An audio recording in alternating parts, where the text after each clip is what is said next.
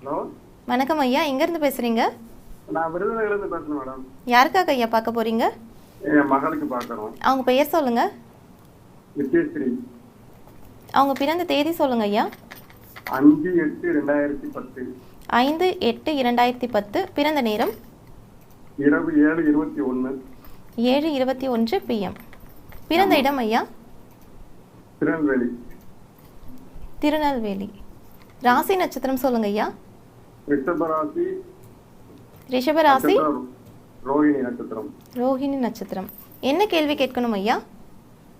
அவன் இந்த +1 படிச்சிட்டு இருக்கா. சிஏ படிக்க முடியுமான்னு அடுத்து கும்ப லக்னம்.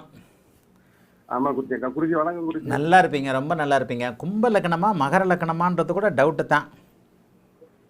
சரி குருஜி. சரி, இப்போ திசை என்ன நடக்குது? என்ன இருந்தாலும் இப்போ வந்து ராகு திசை நடக்குது.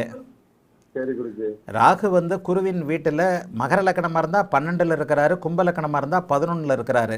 7:21ன்னு உங்களால் துல்லியமாக சொல்ல முடியுமா? ஒரு 6 நிமிஷம் முன்னாடி குழந்தை பிறந்திருப்பாளா? 5 நிமிஷத்துக்கு முன்னாடி 7:21 தான் எனக்கு டைம் கொடுத்தாங்க. டாக்டர் கொடுத்தாரு, அவ்வளோதானே.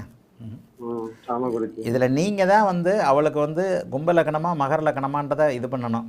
மகர லக்னமாக இருந்தால் புதன் 8ல் மறைவார். இந்த இடத்துல வந்து கணக்கில் தான் அவளுக்கு ஆர்வம் இருக்கும், அதுதான் உண்மையும் கூட.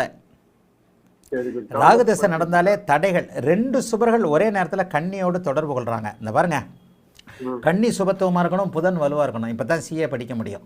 செவ்வாயும் சனியும் இந்த இடத்துல வந்து செவ்வாய் 10 டிகிரி, சனி 7 டிகிரி, சுக்கிரன் 4 டிகிரி, குரு 9 டிகிரி.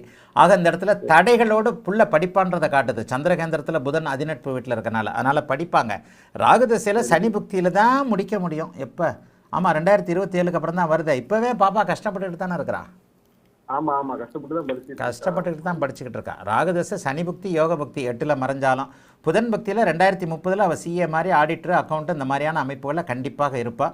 ஆகவே சிஏ படிப்பதற்கு தகுதியான ஜாதகம் தான். நல்ல வேலையாக புதன் சந்திரன் உச்சமாக இருந்து தான் சந்திரகேந்திரத்தில் புதன் இருக்கிறாரு. கும்பலக்கணமாக இருந்தால் சர்வ நிச்சயமாகவே படிப்பா, அதிலெல்லாம் ஒன்றும் பெரியதில்லை. சிஏ படிக்கணும்னா கன்னியும் புதனும் சுபத்துவமாக இருக்கணும்ன்றது நம்முடைய சுபத்துவ கோட்பாட்டின் அடிப்படையில் விதி. புதன் கெட்டு போகலை, ஆனால் கன்னி கூடுதல் சுபத்துவமாக இருக்கிறது. ஆனால் பங்கப்பட்டு இருக்கிறது செவ்வாய் சனி இருப்பால. இந்த பெண்ணு சிஏல தான் படிப்பா, சிஏல தான் விருப்பம் இருக்கும். கொஞ்சம் கஷ்டப்பட்டு 2028க்கு மேலே தான் வருவா. வாழ்த்துக்கள், நல்லா இருப்பீங்க. ஏன்னா அப்போ கூட 18 வயசு தானே ஆகுது. புதன் புக்தி வரட்டும், 2030 தான் வருது. 2030 என்ன வயசு? 20 வயசு ஆகுது. படிப்பாங்க. ஏன்னா வந்து குரு சனி தான் கொஞ்சம் ஓரளவுக்கு நெகட்டிவாக இருக்குது. கும்ப லக்னமாக இருந்தால் 2/8ல் போய் மாட்டுது. ராகுவுக்கு சஷ்டாஷ்டகமாக இருக்கக்கூடியது சூரியனும் சந்திரனும் தான். அப்போ இந்த அமைப்பில் இந்த பொண்ணு சிஏ படிப்பா. அந்த பொண்ணுக்கு சிஏ தானே ஆர்வமாக இருக்குது, அதுலேயே அவளை கொண்டு போங்க. புதன் புக்தி தான் அவளுக்கு பாசிட்டிவான புக்தி. ராகு திசை பரவாயில்லாமல் இருக்குங்க பெரிய அளவில். ஏன்னா கும்ப லக்னம்னு வச்சு தான் நான் பலன் சொல்கிறேன்.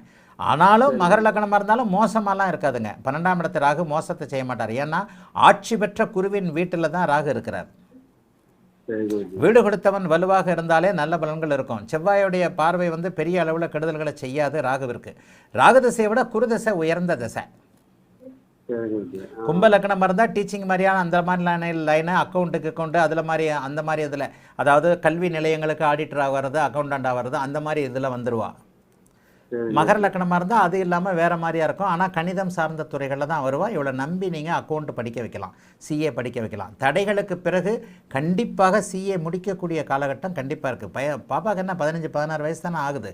2030க்கு பிறகு தான். ஏன்னா புதன் பக்தி 2029 கடைசியில் தான் ஆரம்பிக்குது. 2030க்கு பிறகு கண்டிப்பாக நல்ல வாழ்க்கை உண்டு. வாழ்த்துக்கள், நல்லா இருப்பீங்க. அழைத்ததற்கு நன்றி ஐயா. வணக்கம் குருஜி. நேரம் வணக்கங்க.